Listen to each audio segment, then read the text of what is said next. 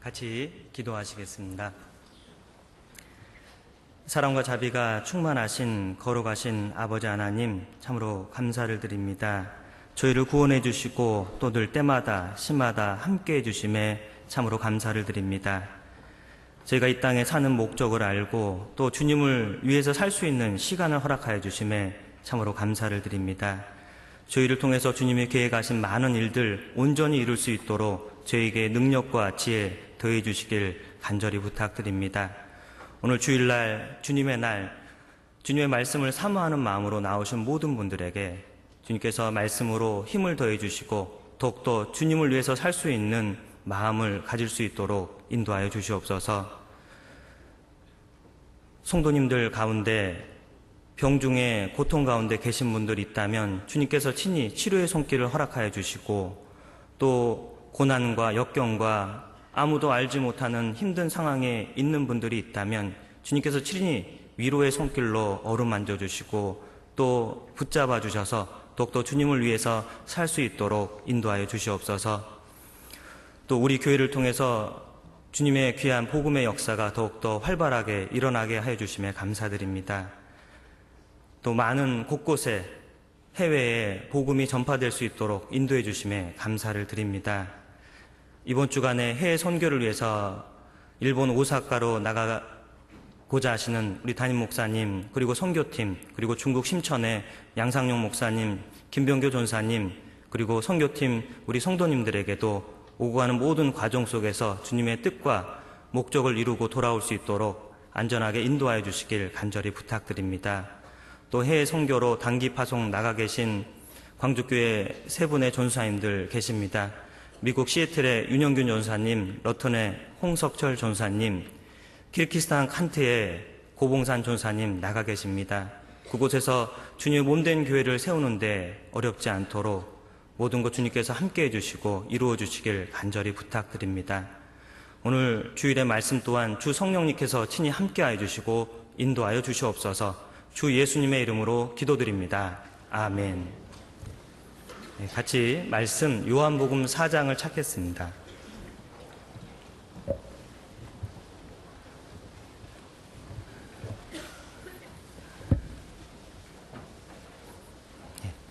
요한복음 4장 13절, 14절 말씀을 찾으셨으면 같이 한 목소리로 읽겠습니다.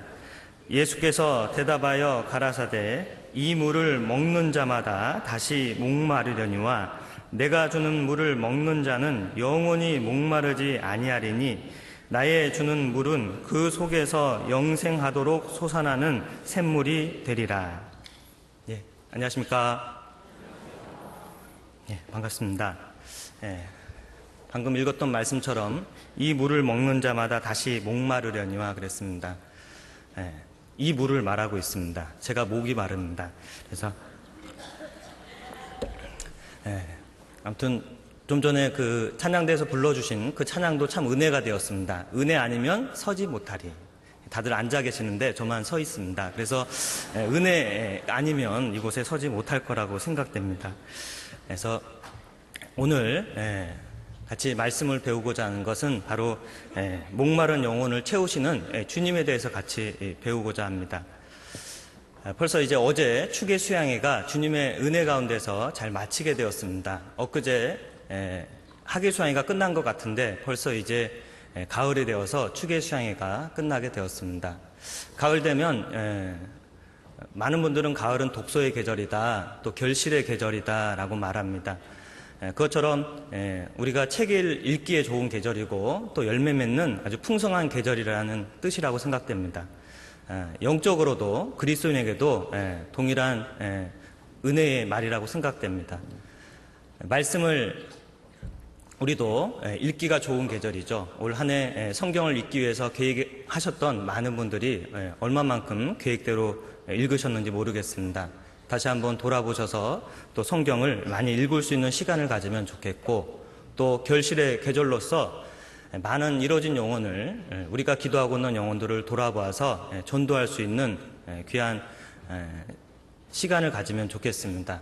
그래서 가을에 계획된 아마 내일부터 교구나 구역 집회가 계속 계획되어 있고 소집회도 준비되어 있고 또 다음 주에는 중집회가 준비되어 있습니다. 이곳 본당 대강당에서 계획되어 있고 또 10월 말에는 대집회가 담임 목사님의 말씀으로 계획이 되어 있습니다. 그리고 계속해서 노인 집회, 그 외에 많은 집회가 준비되어 있기에 아직 많은 시간이 있고 많은 이뤄진 영혼을 건질 수 있는 시간이 있기에 열매를 풍성히 거두면 좋겠습니다.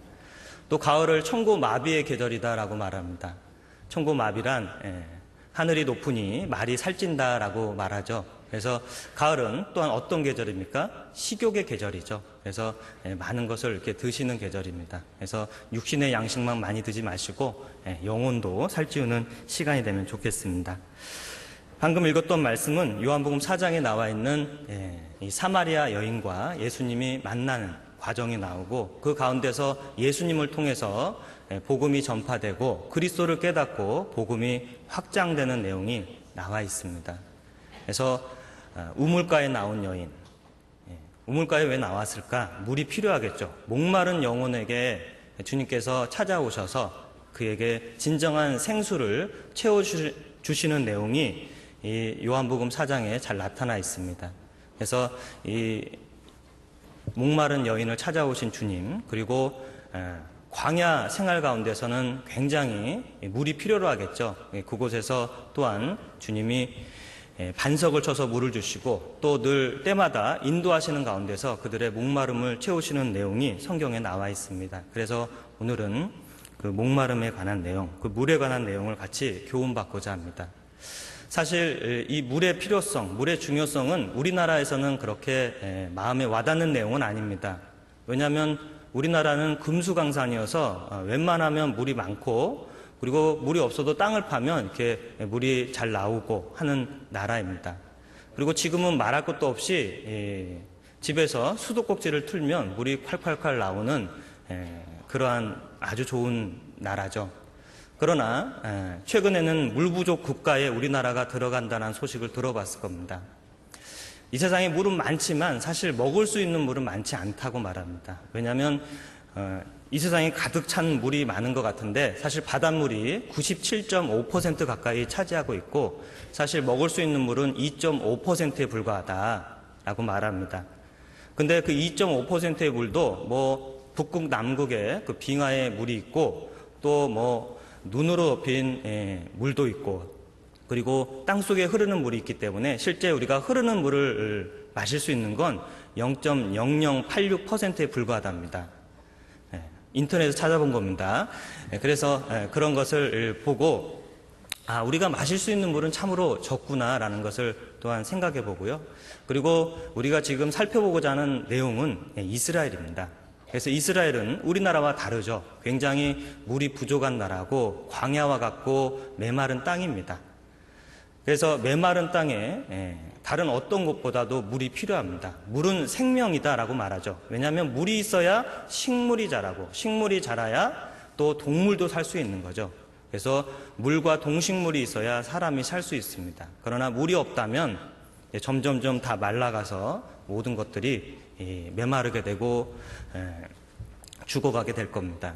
그래서 주님께서는 이 목마름을 통해서 교훈을 하시고자 합니다. 그래서 여기서 말하는 그 물은 어떤 물일까? 우리가 마시는 물도 있지만 신령한 물, 우리가 다시 목마르는 물은 육신의 물이지만 신령한 물도 있다라고 말씀하시거든요.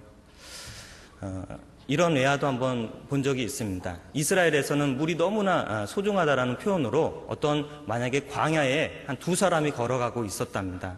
근데 물을 한 사람은 가득 채워서 가져가고 있었고 한 사람은 꿀을 가득 채워서 이제 광야를 지나가고 있었는데 문제가 생겼습니다. 물을 가득 채운 그곳에서 금이 가서 물이 이제 한 방울 한 방울 떨어지기 시작하고 있었습니다. 그러면 어떻게 할까? 물이 새고 있는데 광야를 지나가야 되는데 근데 한쪽에는 꿀이 가득 차 있었거든요. 그러면 어떻게 했을까요? 꿀을 버렸습니다. 꿀을 버리고 그 물을 받아서 갔다라고 말하죠. 우리가 생각할 때는 꿀값이 훨씬 비싸지만 그 사막에서는 꿀값보다 물값이 더 중요하다는 거죠. 물은 생명이기 때문에 그렇습니다. 그래서 예수님도 이 물에 대해서 설명하시길, 너희가 먹는 물은 다시 목마르지만 내가 주는 물은 영원히 목마르지 않는다. 영원히 목마르지 않는 솟아나는 샘물을 너에게 주시겠다고 말합니다. 다시 목마르는 물은 무엇일까요? 그것은 물론 이런 물도 생각할 수 있지만 이 세상의 물입니다. 세상에 육신에 만족을 주는 물들이 있잖아요. 세상에 돈, 지식, 쾌락, 성공, 명예, 그 밖에 많은 것들이 있을 겁니다. 세상에 많은 것들, 우리가 즐기는 것들, 그런 것은 우리에게 만족을 주는 것 같아도 잠깐뿐이죠. 아무리 세상의 것을 즐긴다 하더라도 그것은 진정한 만족을 주지 못합니다. 다시 목마르죠. 그러나 영혼의 목마름이 있는 사람은 주님이 주시는 생명수를 마시면 영원히 목마르지 않게 되고, 주님은 계속해서 솟아나는 샘물이기 때문에 그 물을 계속해서 마실 수 있는 거예요. 그러나 사람이 추구하는 물은 다시 메마를 수 있습니다. 다시 목마르게 됩니다. 그래서 주님이 주시는 물을 우리가 얻고 또 그 안에서 만족을 누리면 좋겠습니다. 이제 요한복음 4장에 나오는 그 여인, 사마리아 여인이 나오고 또 예수님이 등장하십니다. 예수님께서 사마리아 여인을 전도하는 과정을 통해서 또한 교훈을 받아보고자 합니다. 먼저 4장 3절입니다. 4장 3절, 유대를 떠나사 다시 갈릴리로 가실새 사마리아로 통행하여야 하겠는지라. 유대를 떠나서 예수님께서 갈릴리로 올라가시고 있습니다. 근데 사마리아로 통행하여야 하겠는지라. 그래서 그 유대 땅에서 갈릴리로 갈 때 가운데 지름길이 있었습니다. 사마리아 땅이거든요. 근데 예수님이 그 사마리아 땅으로 들어가셨습니다. 사실 그 사마리아 땅은 웬만하면 이스라엘 사람들은 가지 않습니다. 왜냐하면 그곳은 사마리아 사람과 유대인들은 상종하지 않았다. 서로 같이 있기도 싫어하고 서로 멀리했던 사람들이기 때문에 그렇습니다. 근데 예수님은 사마리아로 들어가셨어요. 그러니까 얼핏 보면 예수님이 지름길로 가시는구나 라고 생각하게 되겠죠. 그러나 좀 더 자세히 읽어보면 예수님은 계획적으로 그곳에 가셨습니다. 왜? 사마리아에 있는 영혼의 목마른 여인이 있었거든요. 그 사마리아 여인을 찾기 위해서 예수님은 그곳에 들어가셨습니다. 왜 유대인과 사마리아 사람은 상종하지 않았을까? 그 내용은 성경에 보면 BC 722년에 북이스라엘이 아수르에 의해서 멸망하게 됩니다. 이제 멸망하게 되고 북이스라엘 사람들을 대부분 포로로 다 잡아가 버리죠. 다 잡아가 버립니다. 그러니까 결국 남아있는 몇몇의 이스라엘 사람들, 많지 않은 이스라엘 사람들이 있었고 또 다시 그곳으로 이방에 있는 사람들을 데리고 오게 됩니다. 근데 그 사람들과 이방 사람들과 결혼하게 되는 거예요. 그러면서 자식을 낳고 사니까 그 유다 사람들은 부정하다. 너희가 어떻게 하나님의 백성이 그렇게 이방 사람들과 살아서 섞여 사느냐라고 그들과 상종하기를 싫어했고 멸시했고 부정하게 여겼고 더럽게 여겼고 또 천하게 여겼을 겁니다. 그래서 서로 가까이 지내지 않았죠. 그런데 예수님이 그 사마리아 땅으로 들어가십니다. 자, 이제 그 여인을 만나는 모습이 6절 7절에 나옵니다. 4장 6절 7절입니다.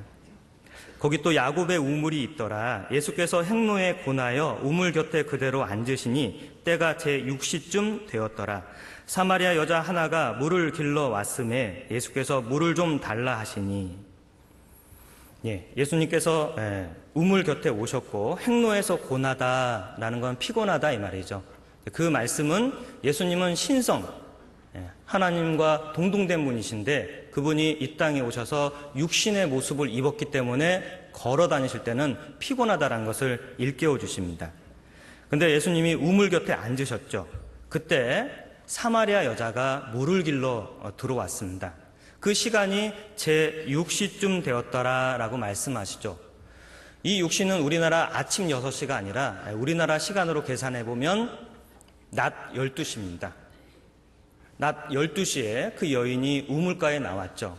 왜 이 여인은 하필이면 그 낮에 뜨거울 때 나왔을까? 그래서 이 중동 지역에서는요, 뜨거운 정오에는 바깥 출입을 자제했답니다. 너무나 뜨겁기 때문에.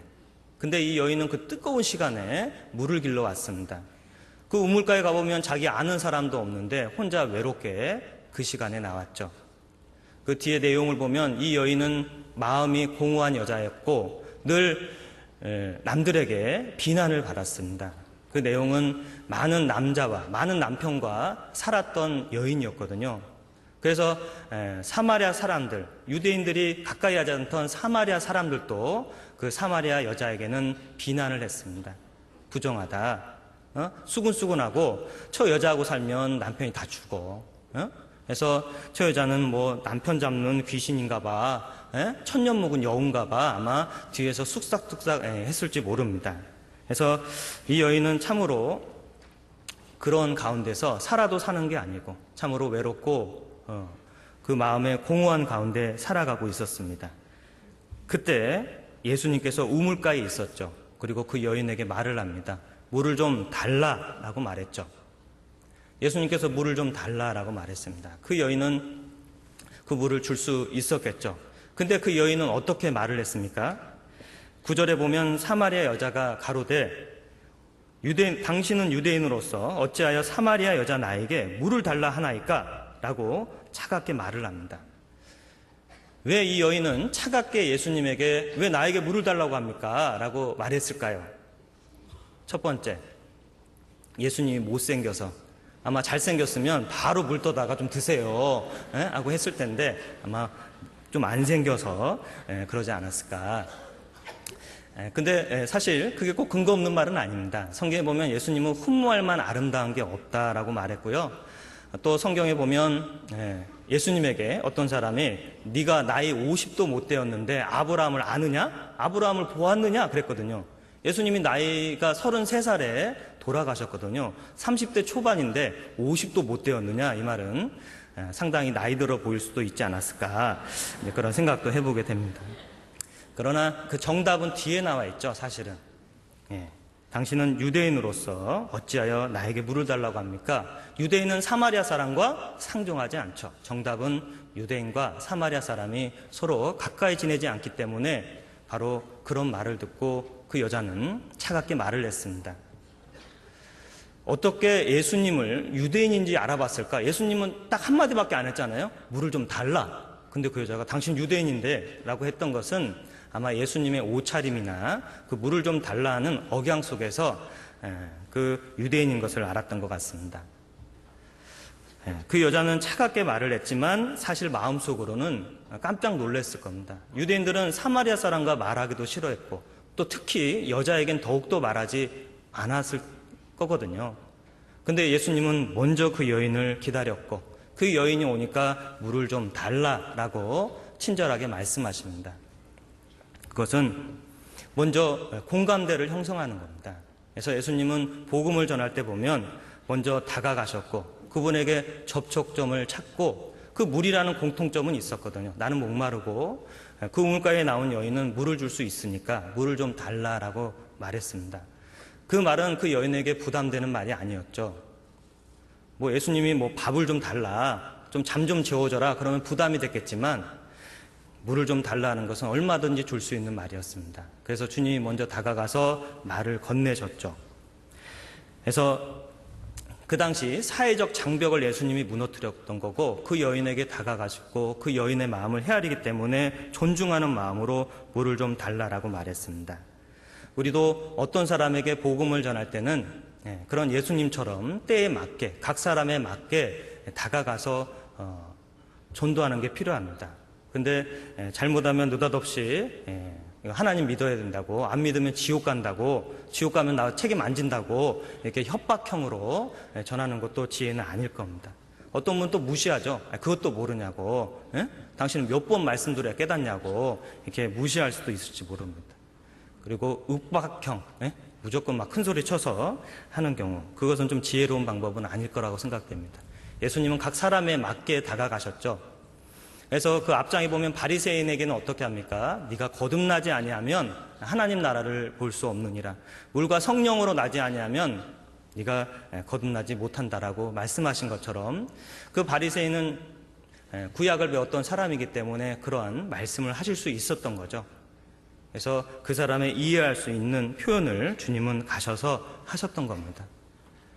그래서 그 여인에게 물을 좀 달라라고 말했죠. 그리고 나서 예수님이 이제 10절에 보면 예수께서 대답하여 가라사대 내가 만일 하나님의 선물과 또 내게 물을 좀 달라는 이가 누구인 줄 알았다면 내가 그에게 구하였을 것이요 그가 생수를 내게 주었으리라. 여자가 가로되 주여 물 기를 그릇도 없고 이 우물은 깊은데 어디서 이 생수를 얻겠삼나이까.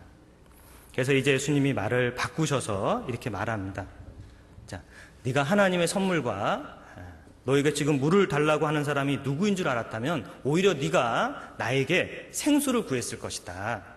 네가 나를 모르기 때문에 그런다라고 예수님이 그 여인에게 그 생수에 대해서 다시 한번 생각하게끔 말을 바꾸셨습니다. 이 여인은 이 우물은 깊은데 어디서 그런 생수를 얻겠습니까? 라고 잘 이해하지 못하니까 다시 되물어보고 있죠. 바로 이 여인은 그 생수와 우물에 대해서 한번 생각할 수 있는 기회를 갖게 된 걸 겁니다. 예수님도 이 우물과 그리고 영생하도록 솟아나는 샘물을 통해서 또한 교훈하는 게 있습니다. 왜냐하면 이 우물이나 성경에 보면 웅덩이가 나오거든요. 사람의 노력과 수고로 또 하나님의 것을 찾으려는 그러한 노력은 결국 인간의 수고와 노력으로서 진정한 물을 얻지 못합니다. 그러나 예수님이 주시는 물을 먹는 사람은 하나님의 은혜로 얻는 물을 얻게 되죠. 그래서 물도 하나님의 은혜로 얻는 물이 있죠. 여기 나온 아까 읽었던 말씀처럼 영생하도록 솟아나는 샘물이 있고 또 사람이 구하는 우물물도 있을 겁니다. 솟아나는 샘물은 땅에서 늘 나오는 물이니까 바로 하나님의 은혜를 말하죠. 하늘에서 내리는 비도 은혜의 물이고 또 이슬도 하나님께서 주시는 은혜의 물입니다.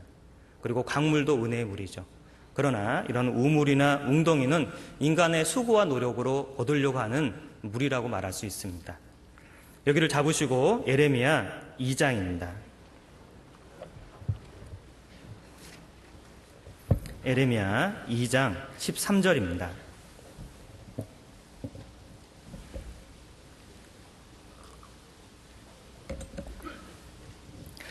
구약성경 1052쪽 근처에 있습니다. 예레미야 2장 13절 찾으셨으면 같이 읽겠습니다. 내 백성이 두 가지 악을 행하였나니 곧 생수에 근원되는 나를 버린 것과 스스로 웅덩이를 판 것인데 그것은 물을 저축치 못할 터진 웅덩이니라. 내 백성이 두 가지 악을 행했죠. 생수에 근원되는 바로 하나님을 버리신 겁니다. 우리에게 진정한 영혼의 목마름을 주시는 분은 하나님이시거든요. 근데 그분을 버리고 자기가 스스로 노력해서 웅덩이를 파는 것은 바로 터진 웅덩이를 만드는 것과 같다라고 말합니다. 이 웅덩이는 비가 많이 올 때 한쪽에 빗물을 잔뜩 모아서 필요할 때마다 끄집어서 사용한다고 말합니다. 그래서 이러한 웅덩이에는 예전에 이스라엘에 석회암이 많기 때문에 그것을 갈아서 반죽으로 이렇게 방수제처럼 막아놨답니다. 그래서 물을 잔뜩 받아놨대요. 근데 그러한 물은 터진 웅덩이다 이 말은 하나님이 땅을 흔들어 버리면 그 물은 금방 사라져 버립니다. 아무리 인간이 물을 모아놨으니까 이제 편안히 먹고 마시자 한다 하더라도 하나님이 흔들어 버리면 내가 모았던 것 순식간에 사라지게 돼 있습니다. 그래서 하나님을 버리고 스스로 자기가 어떠한 이 목마름을 해결하려고 한다는 것도 결국은 지혜가 없다라고 하나님은 말씀하시죠. 그리고 우물도 마찬가지입니다. 이스라엘에서 우물을 파면 지금이야 기계가 좋으니까 파면 잘 나오겠지만 옛날에는 손으로 파야 되잖아요. 그리고 이스라엘 그런 땅에는 우물을 한 100개 정도 파면 실제 물이 나오는 곳은 몇 개 되지 않는답니다. 한두 개, 두세 개 이 정도밖에 안 된답니다. 그러니까 물은 열심히 파지만 결국 물 없는 우물을 파고 있는 거예요. 그래서 하나님의 은혜 없이 사람의 수고와 노력으로 얻으려고 하는 물은 결국 물 없는 우물이나 터진 웅덩이를 만나게 될 겁니다. 그러나 하나님 뜻 안에서 얻어지는 물은 은혜의 물을 얻게 돼요. 자, 신명기 11장입니다.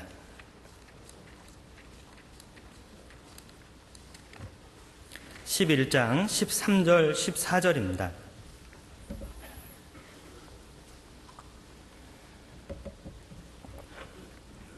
신명기 11장 13절 14절 말씀을 찾으셨으면 같이 읽겠습니다.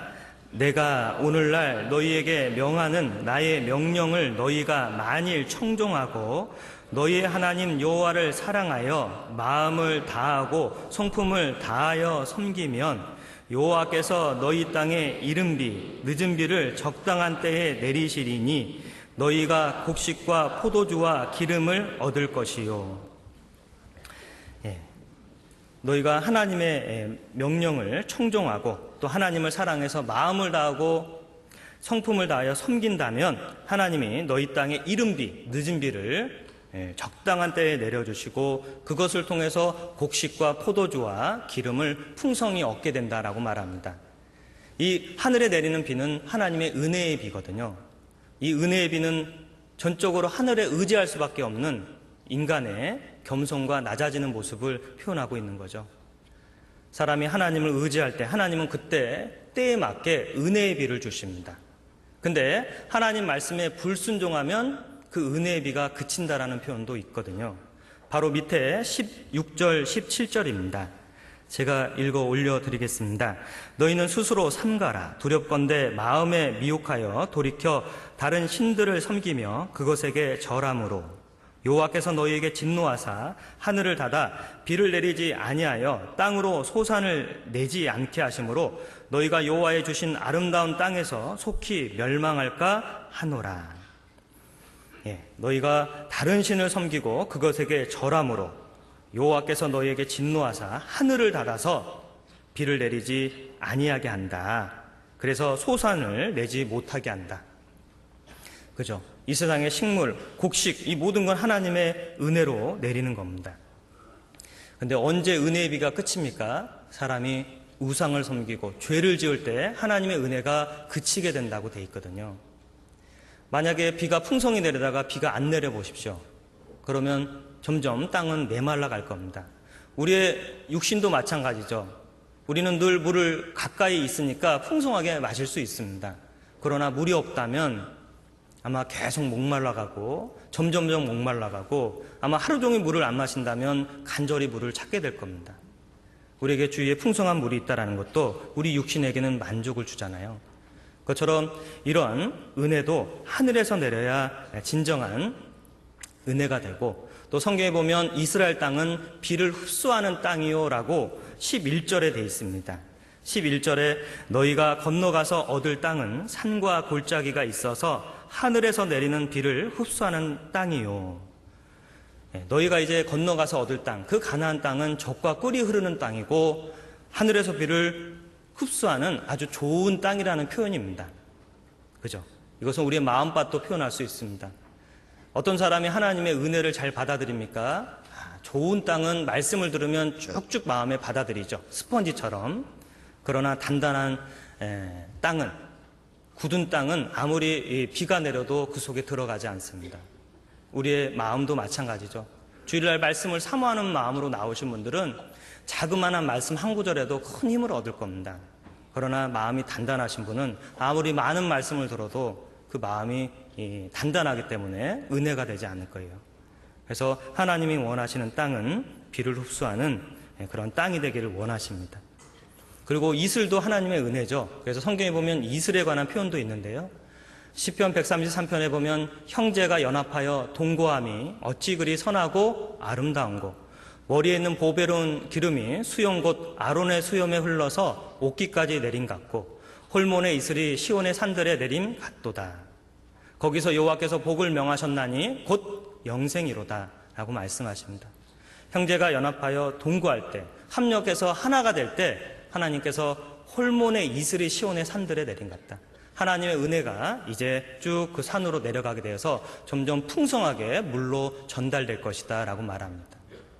교회가 하나 될 때 하나님의 은혜가 내리고 그리고 끝에는 거기서 여호와께서 복을 명하셨나니 영생이로다. 그래서 영생의 복까지 하나님이 연결해 주실 겁니다. 그래서 그 샘물, 빗물, 이슬, 강물 다 하나님의 은혜로 얻어지는 물이라는 것을 성경을 통해서 한번 생각하고 또 교훈을 받아보았습니다. 다시 요한복음 4장입니다. 4장 13절 14절입니다.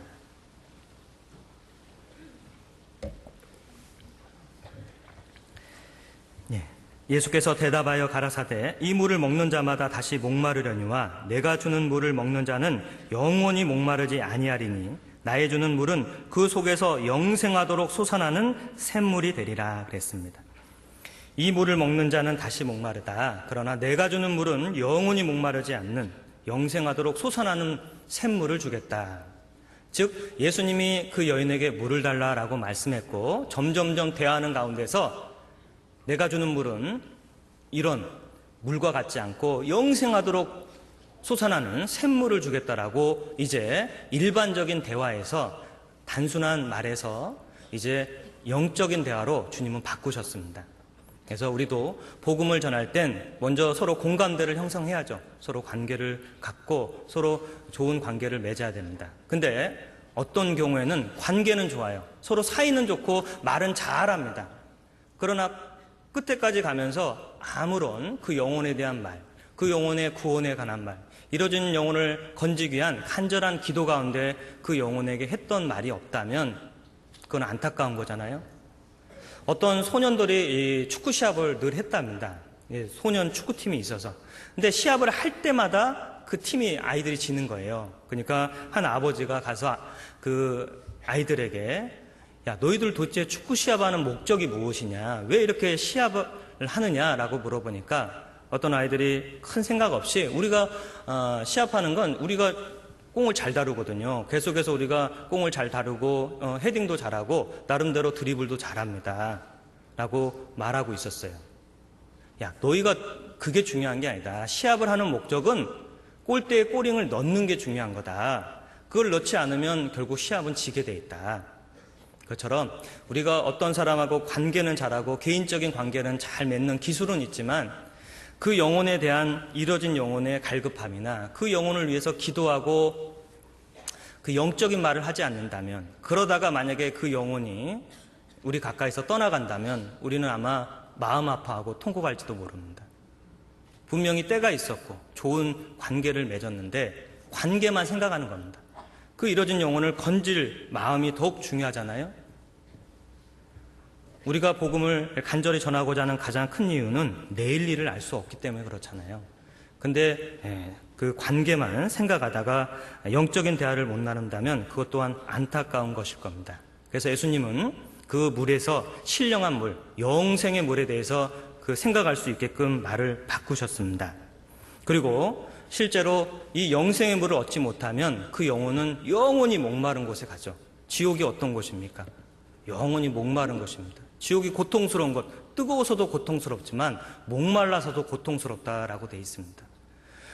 지옥 간 부자가 했던 말이 있잖아요. 부자가 음부에 고통 중에서 했던 말이 뭡니까? 손가락 끝에 물을 찍어서 내 혀를 서늘하게 하소서. 내가 이 불꽃 가운데서 고민하나이다. 너무나 목마릅니다. 물 한 방울이라도 내 혀에 대주시면 좋겠습니다. 그것은 물이 없습니다. 주님이 계신 천국에는 영생의 물이 흐른다라는 표현이 있거든요. 그래서 그 물을 주님은 말씀하십니다. 영원한 물, 그 물을 주겠다. 그 여인. 왜 그 여인은 목마른 여인이었거든요. 목마른 영혼이기 때문에 그 여인에게 찾아가서 그 말씀을 하십니다. 그리고 이제 말을 바꾸십니다. 16절, 요한복음 4장 16절입니다. 가라사대 가서 내 남편을 불러오라. 여자가 대답하여 가로되 나는 남편이 없나이다. 예수께서 가라사대 내가 남편이 없다는 말이 옳도다. 내가 남편 5이 있었으나 지금 있는 자는 내 남편이 아니니 내 말이 참되도다. 여자가 가로되 주여 내가 보니 선지자로소이다 라고 말했습니다. 가서 내 남편을 불러와라. 예수님이 갑자기 말을 바꾸셨어요. 좀 당황했겠죠. 그 여인은 설명을 잘 듣다가 갑자기 예수님이 네 남편을 불러와라 그랬습니다. 그러니까 당황하니까 이 여인은 저에겐 남편이 없나이다 라고 말합니다. 그러니까 그 여인은 남편이 많이 있었잖아요. 그러니까 예수님이 뭐라고 했습니까? 너 내가 누군지 몰라? 어느 앞이라고 네가 지금 거짓말을 하느냐? 너에게 남편이 5이나 있지 않냐? 지금 있는 자도 네 남편이 아니다. 라고 예수님이 책망한 게 아니라 오히려 네가 남편이 없다 하는 말이 옳도다. 네가 남편 5이 있었으나 지금 있는 자는 내 남편이 아니니 내 말이 참되도다. 라고 오히려 그녀에게 다가가셔서 그녀의 마음 깊은 곳에 죄를 일깨워 주셨습니다. 저희도 집회 때 죄를 전하는 것은 그 죄를 정죄하기 위해서라기보다는 그 죄를 깨닫게 하기 위해서 죄를 말씀드리는 거잖아요. 주님은 그랬습니다. 그 여인에게 다가가서 남편 5이 있었지만 지금 있는 자도 네 남편이 아니다. 그 마음속에 그녀는 감추려고 했죠. 남편이 없습니다. 그래서 혼자 사는 여자처럼 이렇게 말을 하려고 했죠. 그러나 예수님은 그 마음속 깊은 곳에 죄를 드러내셨습니다. 그래야 진리를 깨닫기 때문에 주님께서는 드러내시게 된 겁니다. 예수님은 참으로 온유하다라는 것을 또 알 수 있는 건 이 내용에 나와 있는 여인의 이름이 있습니까? 없죠. 예수님은 그 부끄러운 죄에 대한 그 사람의 이름을 감추어 주신 적이 있습니다.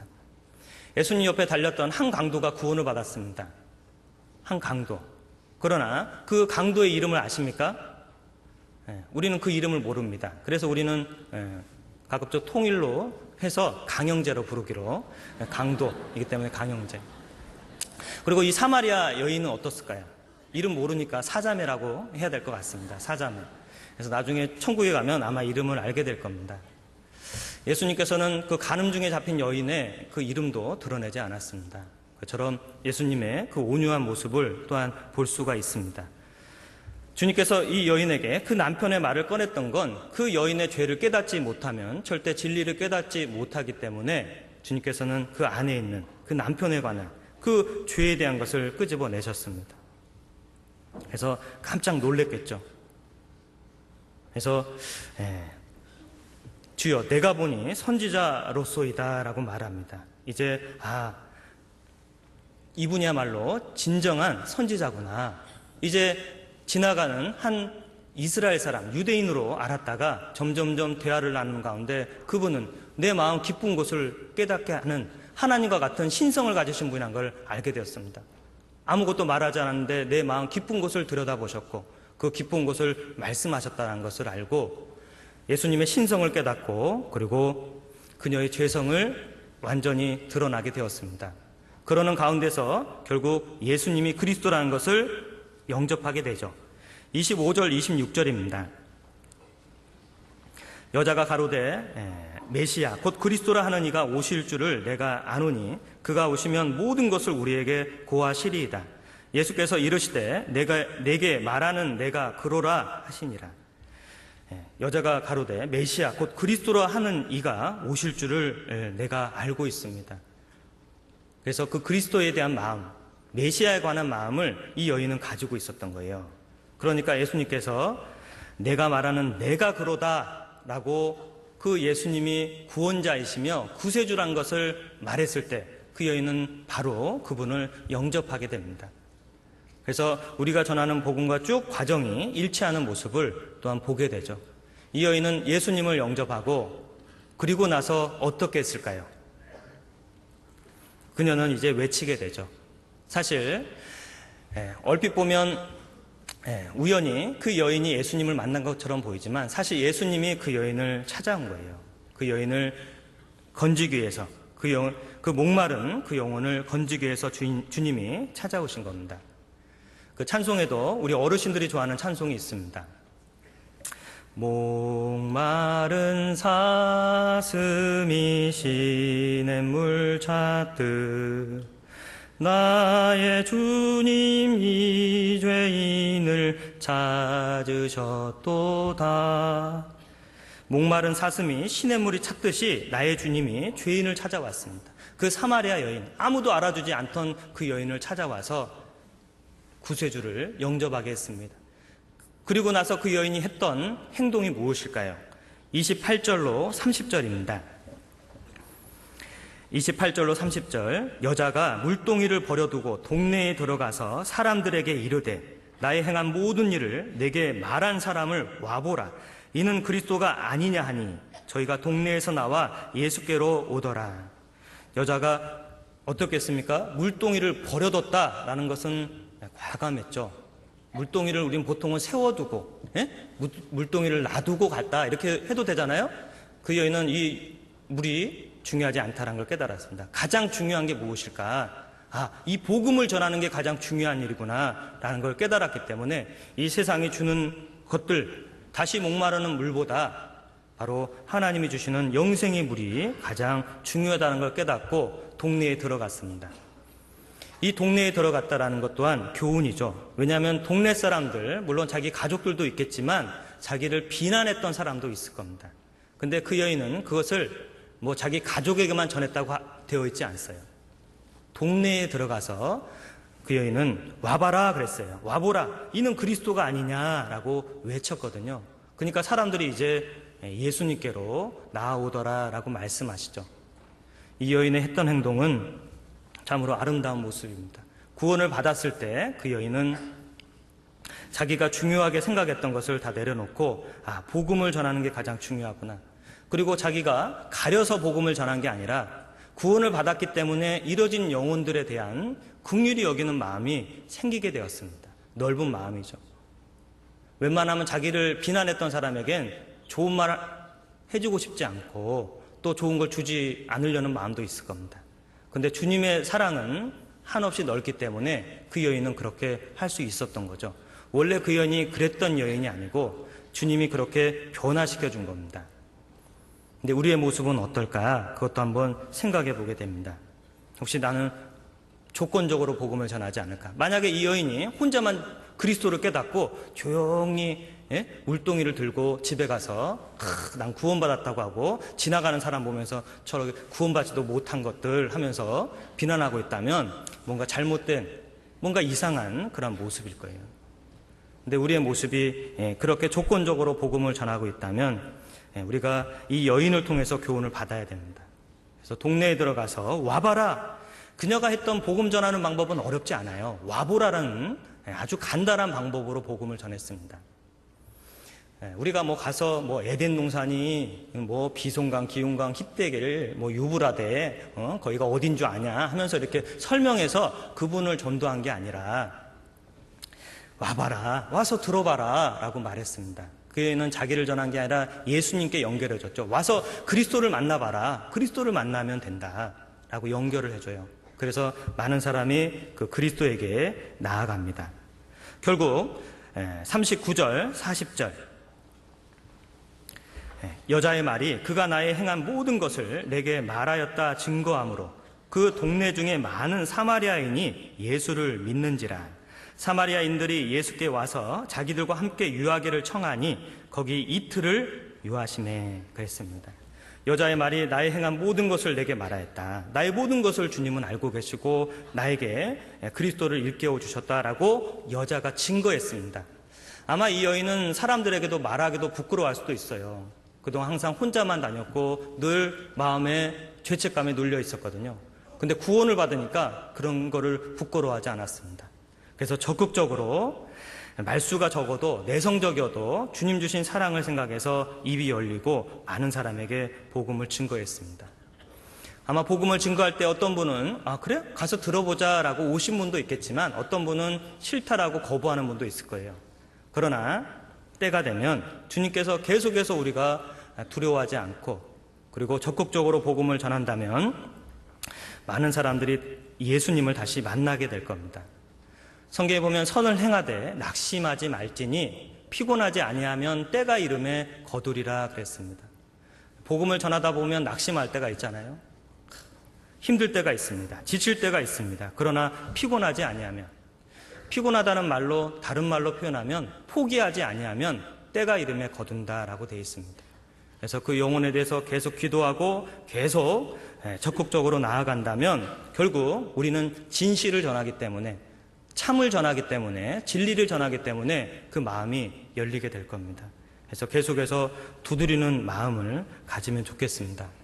예수님은 거기서 이틀을 유하셨죠. 이틀을 유했다라는 이틀을 머물렀다라는 그 모습 속에서 예수님은 사마리아 땅으로 가게 된 이유가 지름길로 가신 게 아니에요. 갈릴리로 일찍 가려고 한 게 아니라 사실은 그 사마리아 여인을 통해서, 그리고 그 사마리아 수가라는 동네에 복음이 들어가는 과정을 아시고 그쪽에서 복음을 전하셨습니다. 이 사마리아 여인을 통해서 이 수가라는 동네에 믿는 사람의 수가 늘어나게 되었습니다. 바로 하나님의 능력이 임할 때 그 한 여인으로 말미암아, 누가 그 사마리아 여인을 통해서 복음이 들어갈 줄 알았겠습니까? 그러나 하나님의 역사는 그렇게 역사하시고 있었어요. 그래서 그 한 사람으로 말미암아 담대하고 자기 것을 내려놓고 버려두고 적극적으로 복음을 전함으로 말미암아 그 수가라는 동네에 수가 늘어나게 된 거예요. 그것처럼 우리도 생각해 보게 됩니다. 지난주에 우리 교회에 장로님께서 소천하셨습니다. 그래서 그 장례식 하는 과정 속에서 참으로 많은 분들이 우시고 또 안타까워하는 모습 속에서 지냈습니다.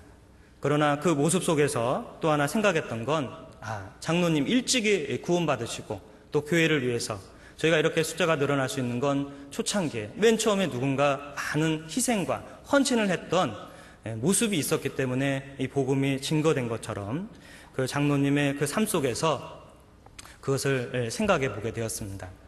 그래서 사도 바울의 말처럼 나의 달려갈 길과 선한 싸움을 싸우고 믿음을 지켰으니 이제 후로는 나에게 의의 면류관이 예비되었고 또 나와 동일하게 사모하는 모든 자들에게도 그 면류관을 주신다라는 사도 바울의 유언처럼 우리 장로님의 유언처럼도 느껴졌습니다. 그런 믿음의 길을 여러 가지 많은 수고, 어떤 개인의 일보다 주님의 일에 더욱 힘썼던 그런 삶이 많은 분들을 또 안타깝게 했지만 또한 힘도 주시고 우리도 그러한 삶을 살아가야겠다라는 생각도 해보게 되었습니다. 그래서 또 힘을 얻었는데요. 또 다시 말씀 요한복음 4장 41절 42절입니다. 예수의 말씀을 인하여 믿는 자가 더욱 많아 그 여자에게 말하되 이제 우리가 믿는 것은 내 말을 인함이 아니니 이는 우리가 친히 듣고 그가 참으로 세상의 구주신 줄 알미니라 하였더라 그랬습니다.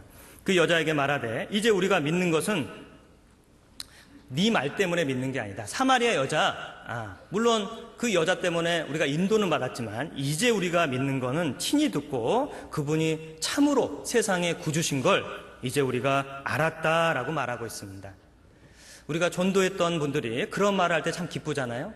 내가 이제 믿는 건 처음에는 뭐 억지로 끌려오기도 하고 마지못해 오는 경우가 많습니다. 그러나 이제 시간이 지날수록 그 구원받았던 분이 때가 되면 시간이 지나면 지날수록 이런 말을 해야 될 겁니다. 근데 여전히 안 챙겨주면 싫어하고, 왜 나를 안 챙겨주지? 왜 나를 못 알아두지? 안 챙겨주면 안 나오고, 전화해서 챙겨주면 나오고. 물론 처음에 신앙이 연약할 때는 많이 챙겨줘야 됩니다. 그러나 1년이 되고 2년이 되고 3년이 되면 이제 신앙은 스스로 내가 이제 믿는 건 내가 진짜 들어보고 알아보니까 이곳에 참된 진리가 있구나. 그래서 내가 나온다라는 말은 그게 참으로 힘 있는 말이고 또 전도한 사람에게 참 기쁨이 되는 말이라고 생각됩니다. 근데 1년이 되고 2년이 돼도 말씀을 들을 때 챙겨줘야 되고 또 교제에 나와도 또 챙겨줘야 되고 뭐 봉사도 때가 되면 해야 되는데 봉사할 마음도 없고 그냥 이렇게 어린아이와 같은 신앙이 된다면 안 될 겁니다. 우리가 친히 듣고 내가 주님과의 개인적인 만남, 개인적인 구원이잖아요. 물론 가족을 따라, 이웃을 따라, 친구 따라 구원받았을지 모르지만 이제는 주님과 나와의 관계입니다. 각자 신앙생활 하는 거잖아요. 주님 보고 나를 보고 신앙생활 하는 겁니다. 그래서 우리는 이러한 믿는 사람, 동네에서 사람들이 했던 말처럼 우리가 친히 듣고 참으로 구주인 걸 알았다라는 이 사마리아 여인을 통해서 구원받고 그리고 이 여인을 통해서 복음이 또한 확장되는 그 과정을 우리가 교훈받아서 우리도 지혜롭게 이뤄진 영혼을 찾아서 전도하면 좋겠습니다. 이제 신명기를 찾겠습니다. 신명기 신명기 8장입니다. 신명기 8장.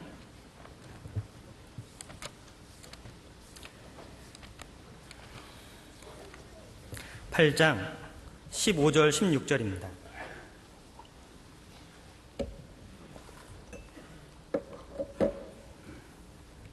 8장 15절 16절을 찾으셨으면 같이 읽겠습니다.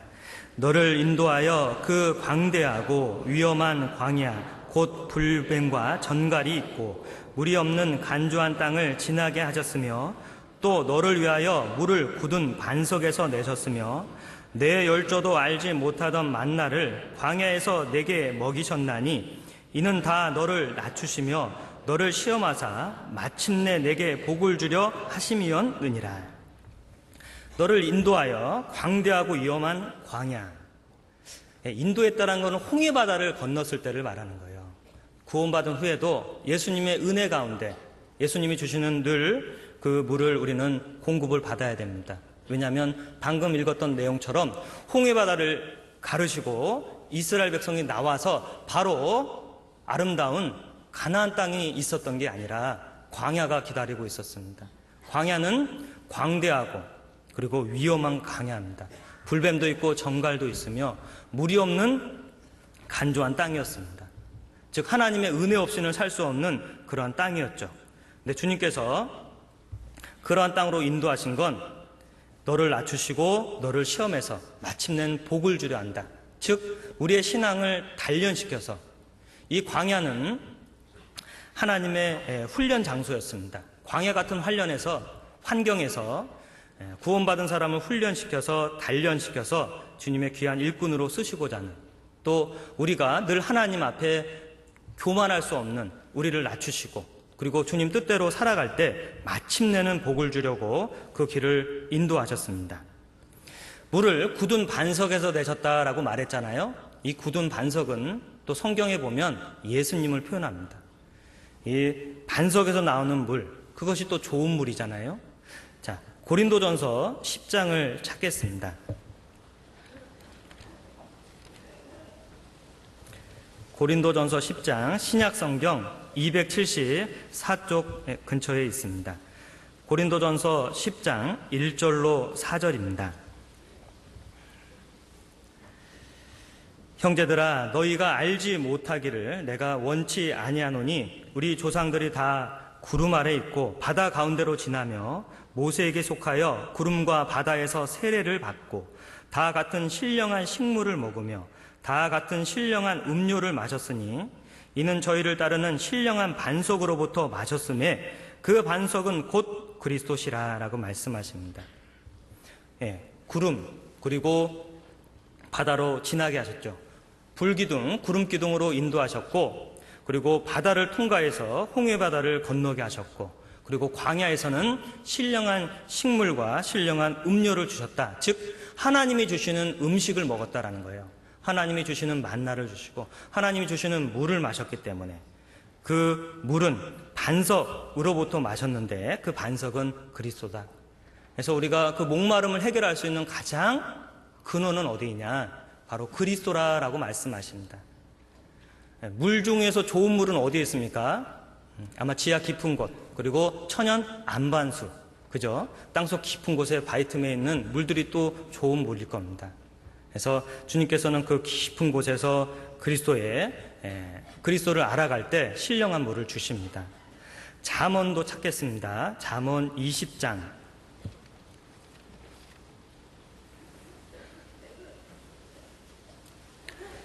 20장 5절입니다.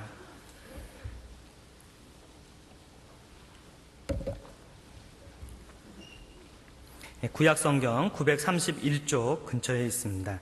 잠언 20장 5절 같이 읽겠습니다. 사람의 마음에 있는 모략은 깊은 물 같으니라. 그럴지라도 명철한 사람은 그것을 길어내느니라.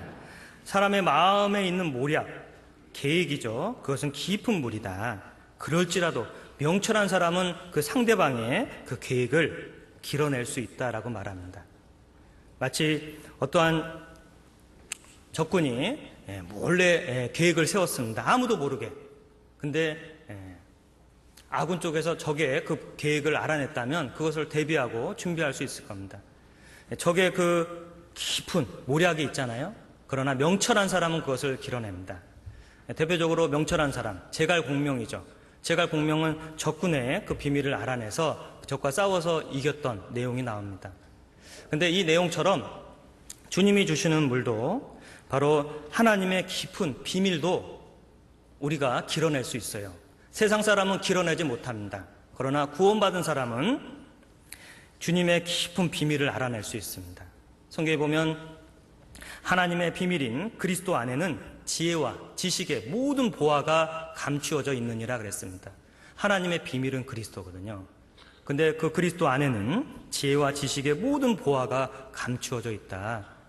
보화와 보석 그리고 귀한 것, 금 같은 것은 그냥 땅 겉에 있는 게 아니라 땅속 깊이 들어갈수록 있을 겁니다. 물도 좋은 물은 이 겉에서 살짝 흐르는 물은 쉽게 오염될 수 있고 아마 그것은 먹지 못하는 물도 될 가능성이 많아요. 쉽게 오염이 되니까. 그러나 지하 깊은 곳에서 끌어올리는 물은 아주 좋은 물입니다. 우리는 그런 물을 마시잖아요. 목마를 때는 그걸 사 먹기도 합니다. 그것처럼 깊은 곳에 있는 물이 값진 것처럼 우리도 그리스도를 알되 깊이 알아가는 게 필요합니다. 구원해 주신 그리스도의 사랑도 아는 것이 아주 중요합니다. 그러나 우리 삶 가운데서 은혜를 주시는 그런 그리스도도 알아가는 게 필요합니다. 히브리서 3장입니다.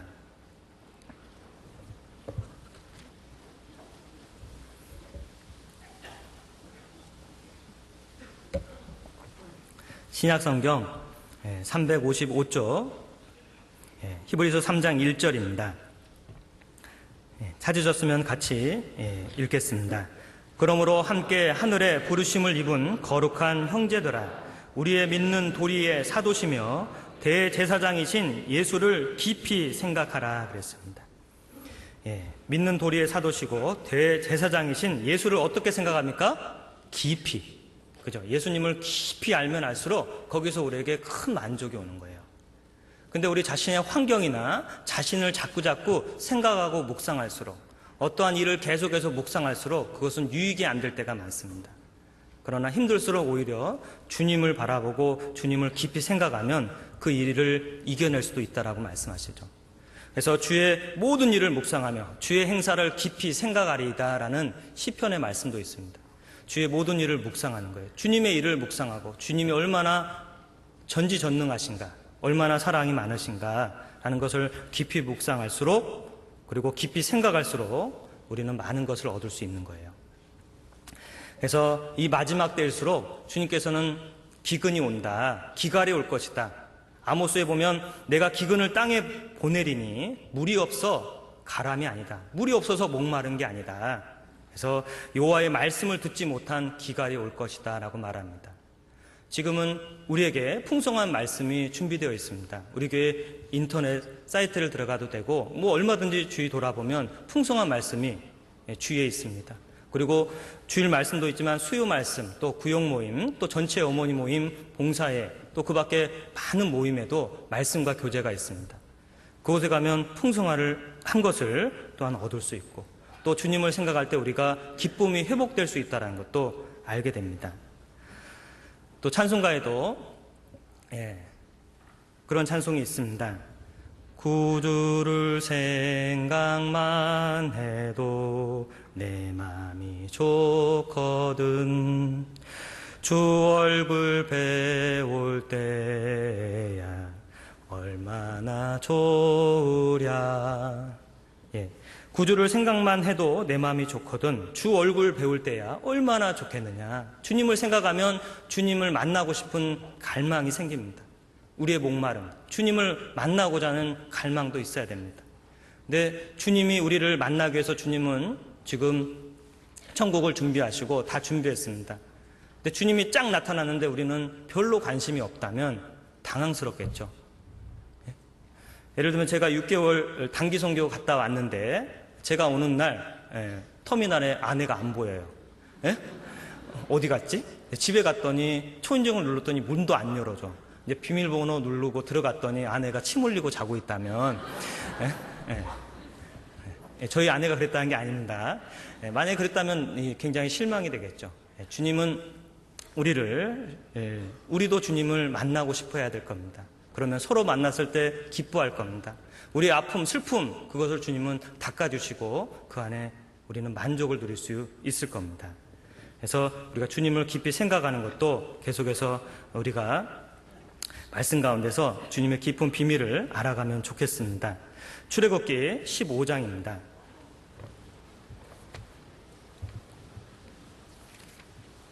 15장 22절.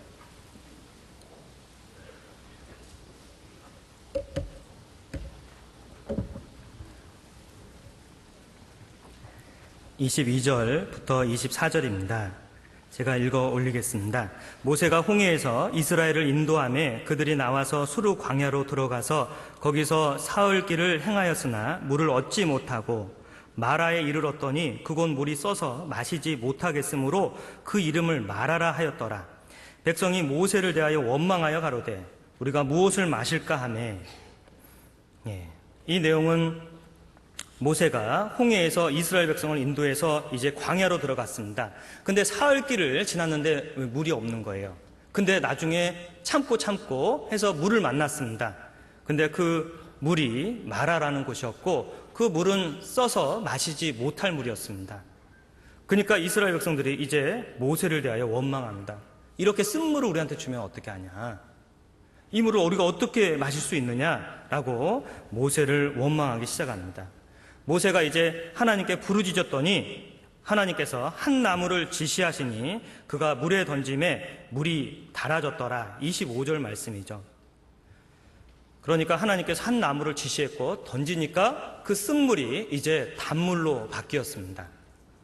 그래서 이 내용을 통해서도 우리가 광야 가운데 목마름이 있는데 하나님이 우리를 인도해서 주신 물이 쓴물일 수 있다는 거예요.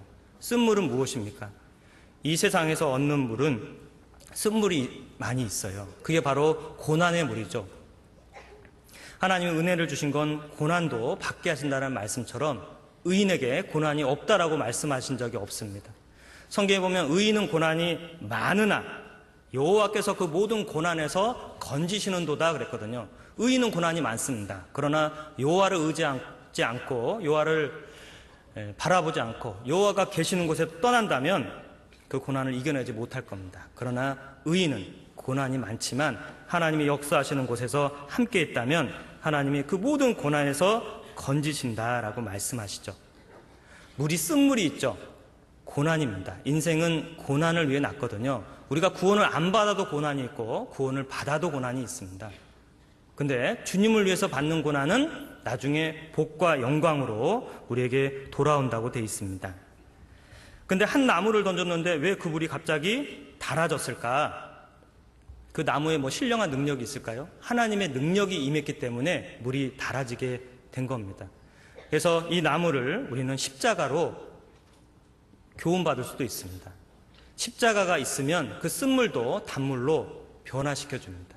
주님의 십자가의 능력, 십자가의 고난, 주님을 생각하면 우리가 그 고난을 이겨낼 수 있는 거예요. 그래서 주님은 이 광야길 가운데서 우리를 성숙한 신앙인으로 이렇게 변화시켜 가고 있고요. 또 그 과정을 통해서 우리가 주님께 순종하고 자기를 부인하고 주님의 십자가만 붙잡고 또 인내와 믿음을 지켜나가기를 바라보시는 겁니다.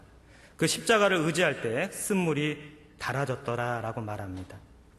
세상에서도 쓴물이 단물이라고 변화시켜서 하는 말도 있잖아요. 뭐 처음에는 쓰지만 나중에는 달고 몸에도 좋은 것은 하면 뭡니까? 보약, 그죠? 처음에 쓰지만 아픈 사람은 그 쓴 것도 달게 느껴진 거죠. 그러나 처음엔 달지만 나중에 쓰고 아픈 것이 있습니다. 그게 뭘까요?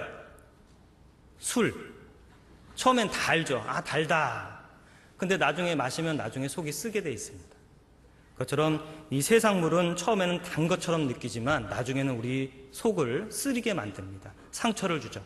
그러나 주님이 주시는 물은 쓴 것 같지만 그 쓴 물을 잘 견뎌내면 나중에 그것이 단물이 되는 거예요. 내 안에 좋은 물이 될 겁니다. 그래서 주님이 주신 그 물로 우리가 십자가를 통해서 그 단물을 깨닫고 주님 안에서 이겨나갈 수 있는 힘도 주십니다. 그리고 결국 27절로 인도하시죠. 27절은 같이 읽겠습니다.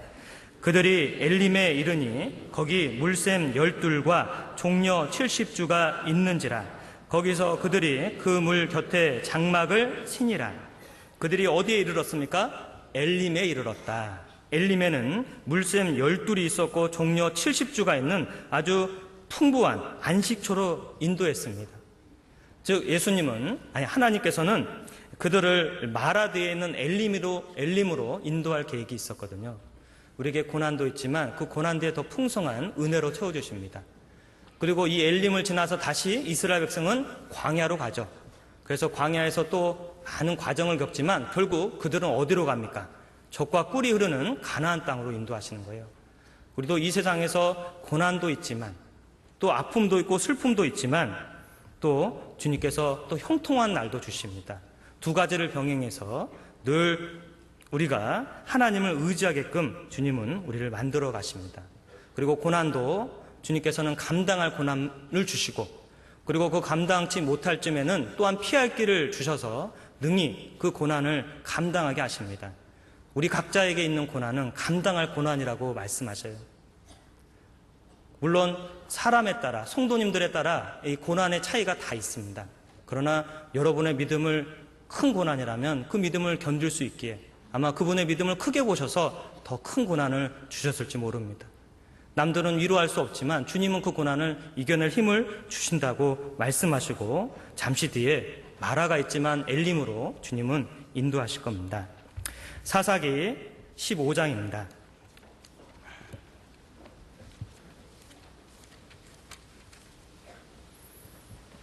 15장 14절입니다. 388쪽 근처에 사사기 15장 14절부터 있습니다. 14절 사사기 15장 14절입니다. 삼손이 레이의 이름에 블레셋 사람이 그에게로 마주 나가며 소리 지르는 동시에 여호와의 신의 권능이 삼손에게 임함에 그 팔 위의 줄이 불탄 산 같아서 그 결박되었던 손에서 떨어진지라. 삼손이 나귀의 셋 턱뼈를 보고 손을 내밀어 취하고 그것으로 1,000명을 죽이고 가로되 나귀의 턱뼈로 한 더미 두 더미를 쌓았으며 나귀의 턱뼈로 내가 1,000명을 죽였도다. 이 말씀은 이 삼손이 블레셋 사람과 나아갈 때 하나님의 권능이 임했고 그 줄을 풀어서 블레셋 사람 1,000명을 물리친 내용이 나와 있습니다. 그래서 삼손이 하나님의 능력으로 그 나귀의 새 턱뼈를 가지고 물리쳤던 내용이 나옵니다. 그래서 무엇을 가지고 물리쳤냐면 새 턱뼈란 건 무엇일까요? 나귀가 죽은 지 얼마 안 된 나귀의 턱뼈입니다. 이 발음할 때 굉장히 제가 힘든데요. 잘못 발음하면 자꾸 떡뼈가 돼가지고요. 그렇지 않아도 점심때가 돼가는데 이 턱뼈라는 것은 나귀의 턱뼈, 죽은 턱뼈죠. 죽은 지 얼마 안 된 나귀의 턱뼈를 가지고 그 1,000명을 물리쳤습니다. 근데 이것도 좀 교훈이 되더라고요. 왜냐하면 삼손은 그 죽은 나귀의 턱뼈를 가지고 싸워서 이긴 거죠. 만약에 나귀를 가지고 싸웠다 그러면 나귀는 아마 막 팔딱팔딱 뛰고 도망가 버릴 겁니다. 나귀가 죽어 있기 때문에 그 나귀의 턱뼈를 가지고 그 1,000명을 물리쳤습니다. 그것처럼 하나님도 이 턱뼈란 죽은 사람, 즉 하나님께 자기를 드리고 낮아진 사람, 바친 사람을 표현합니다. 하나님은 순종하는 사람을 통해서 주님의 일을 하시거든요. 물론 지혜가 있고 능력이 있고 많은 게 있다면 더 귀히 쓰임 받을 겁니다. 그러나 순종치 않는다면, 살아있다면 금방 뛰어서 도망가 버리겠죠. 그러나 하나님께 바쳐진 사람, 헌신한 사람, 그 사람을 들어서 주님이 사용하십니다. 근데 이 1,000명을 물리치고 나서 삼손은 어떻게 됐냐면 18절입니다. 삼손이 심히 목마름으로 여호와께 부르짖어 가로되 주께서 종의 손으로 이 큰 구원을 베푸셨사오나 내가 이제 목말라 죽어서 할례 받지 못한 자의 손에 빠지게 됐나이다. 하나님이 레이의 한 우묵한 곳을 터치시니 물이 거기서 솟아 나오는지라. 삼손이 그것을 마시고 정신이 회복되어 소생하니 그러므로 그 샘 이름은 에낙고레라. 이 샘 레이에 오늘까지 있더라 그랬습니다. 삼손이 심히 목마름으로 여호와께 부르짖었습니다. 왜냐하면 1000명을 물리쳤지만 자기 가까이 있는 사람이 아무도 없었거든요. 1000명과의 싸웠습니다. 끝나면 주위에서 야 대단하다, 삼손 대단하다, 목마르죠 하고 물을 줘야 되는데 아무도 없는 거예요. 오히려 삼손은 이제 지쳐서 하나님께 부르짖습니다. 내가 이제 죽어서 이 할례 받지 못한 자들 손에 빠져서 내가 이제 죽게 됐습니까, 주님? 주님께 간절히 부르짖으니까 하나님이 한 우묵한 곳을 터치셨고 거기서 물이 쏟아 나오게 되었습니다. 그 물을 마시고 정신이 회복되고 다시 힘을 얻고 소생하였습니다. 그곳 이름을 에나꼬레라라고 말했습니다. 아무도 도와줄 사람이 없는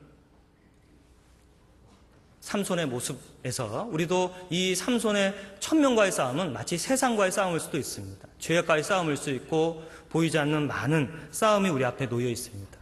어쩔 때는 혼자인 것처럼 세상과에 나갈 때는 혼자 나갈 때가 있잖아요.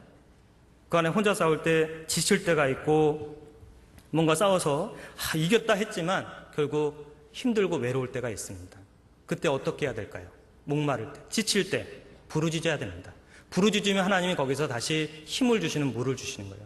거기서 다시 힘을 주시는 생수를 주십니다. 그 물을 마시면 다시 정신이 회복되고 소생한다고 말씀하십니다. 그래서 우리가 외롭고 힘들고 고난받을 때 부르짖는 게 필요합니다.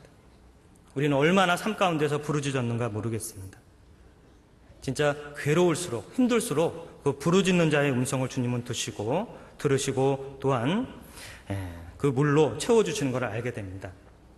여기 나왔던 그 곳의 이름이 무엇입니까? 그 물의 이름을 에나꼬레라. 에나꼬레 어디서 들어보지 않았습니까? 수양간에 있습니다. 수양간에 그 베다니 침례장 옆에 이렇게 차를 마실 수 있는 공간을 에나꼬레라라고 마련했습니다. 제일 처음에 저는 몰랐을 때 에나꼬레라 그러니까 이거 결혼한 사람들만 오는가 보다. 애 낳고 오래 애를 낳고 와야 된다. 근데 나중에 보니까 에나꼬레 부르짖는 자의 셈이었습니다. 하나님이 부르짖는 자에게 그 생수를 주시는 부르짖는 자의 셈. 참으로 아름다운 이름이라는 것을 또한 더욱더 알게 되었습니다. 그래서 우리도 부르짖는 마음을 갖고 주님을 따라가면 좋겠습니다. 요한복음 7장입니다.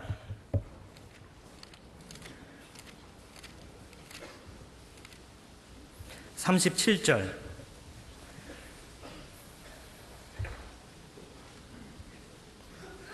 37절로 39절입니다. 요한복음 7장 찾으셨으면 같이 읽겠습니다. 명절 끝날 곧 큰 날에 예수께서 서서 외쳐 가라사대 누구든지 목마르거든 내게로 와서 마시라.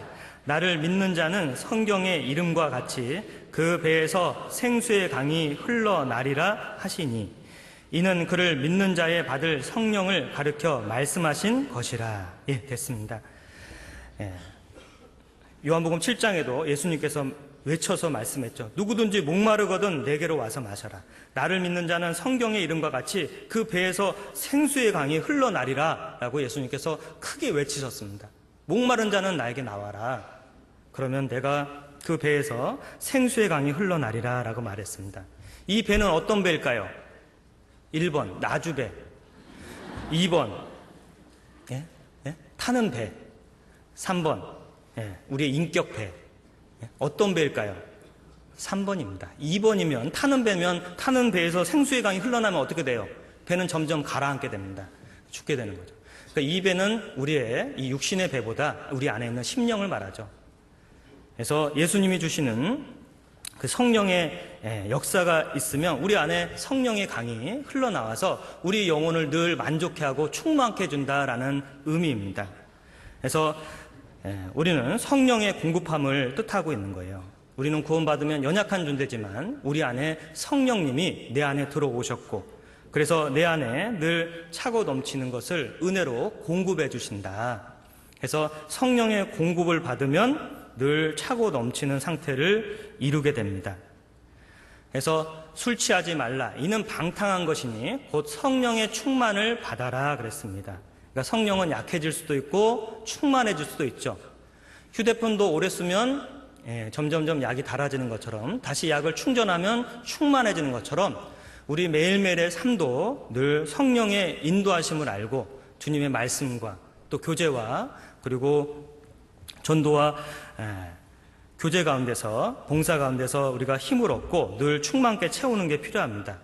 사도행전에 보면 많은 사도들, 제자들은 늘 이렇게 성령의 충만을 받았다라는 표현이 있거든요. 그 당시에는 자연스러운 현상입니다. 근데 우리 시대는 우리의 믿음이 약해져서 이 충만한 상태를 잘 유지하지 못하고 있는 거죠. 그래서 주님께서는 늘 주님을 의지하고 주님을 따라갈 때 성령의 충만을 받고 인도함을 받는다고 되어 있습니다. 같이 갈라디아서입니다. 5장 16절.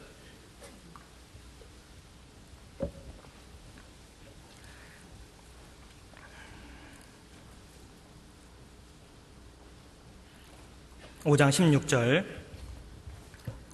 신약성경 308쪽입니다. 내가 이르노니 너희는 성령을 조차 행하라. 그리하면 육체의 욕심을 이루지 아니하리라. 육체의 소욕은 성령을 거스리고 성령의 소욕은 육체를 거스리나니 이 둘이 서로 대적함으로 너희의 원하는 것을 하지 못하게 하려 함이니라. 너희가 만일 성령의 인도하는 바가 되면 율법 아래 있지 아니하리라. 성령을 조차 행하라. 그러면 육체의 욕심을 이루지 않게 되고, 성령의 인도하는 바가 되면 율법 아래 있지 않다. 우리가 구원받은 후에는 우리가 죄의 지배를 받아도 안 되고 율법의 지배를 받아도 안 되고 바로 성령의 지배, 은혜의 지배를 받았을 때 우리가 기쁨으로 성령을 따라 행할 수 있습니다. 그래서 성령께 우리의 운전대를 맡겨드리는 게 필요해요. 운전을 내가 한다는 건 다른 사람을 믿지 못해서 그럴 수 있잖아요. 그러나 내 삶의 인생길의 운전대를 성령님께 맡기면 성령이 우리에게 안전하게 인도하십니다. 노아의 방주에 보면 만약에 노아가 운전대를 잡고 있다면 아마 아라랏산에 못 갔을 겁니다. 만약에 자기가 운전대 막 잡고 있으면 하나님 뭐라고 했을까요? 놓아 그랬을 겁니다. 그건 네가 잡을 게 아니야. 운전대는 내가 조정해. 놓아 그랬습니다. 그러니까 하나님이 그 노아의 방주에는 운전대가 없잖아요. 하나님이 인도해서 아라랏산으로 인도하셔서 그곳에서 이제 점점 온 세상으로 퍼져나가게 된 겁니다. 그래서 우리도 우리의 삶의 운전대를 주님께 맡길 때 주님이 늘 우리의 생수에 공급해 주시는 게 나와 있습니다. 그리고 마지막으로 이사야 12장입니다.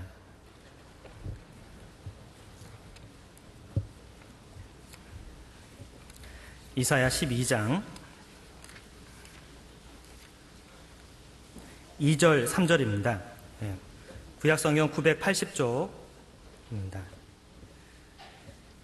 이사야 12장 2절 3절을 찾으셨으면 같이 읽겠습니다.